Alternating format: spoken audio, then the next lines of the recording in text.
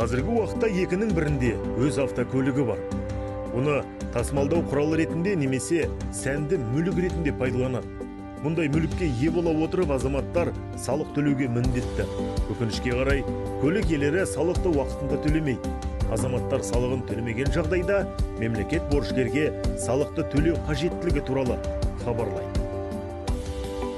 Бірақ аталған азаматтар талаптарды уақытылы орындамайды. Салдарынан тиісті органдардың азаматтарға айыппұл салуына тура келеді. Бірінші кезекте банк шоттары бойынша шығыс операцияларын тоқтата тұрады. Жылжымалы немесе жылжымайтын мүлікке билік етуді шектейді. Мүлікті одан әрі қолда бар берешек есебіне өткізу үшін сипаттайды.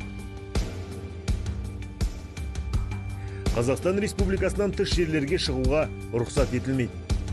Қандай да бір іс-әрекеттің жүзеге асырылуын шектейді немесе тоқтата тұрады.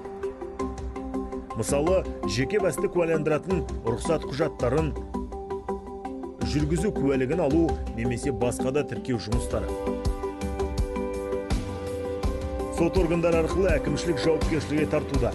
Мұндай жауапкершілік шараларының бірі 10 тәулікке бас бостандығынан айыру болып табылады. Осының бәріне ол жеке сот орындаушысына оның қызметтері үшін қарыздың 25%-ын береді. Есіңізде болсын, салық бұл қазіргі және дамыған қоғамда өмір сүру мүмкіндігі үшін төленетін баға. Өз еліңіздің жарқын болашағы үшін үлес қосыңыз.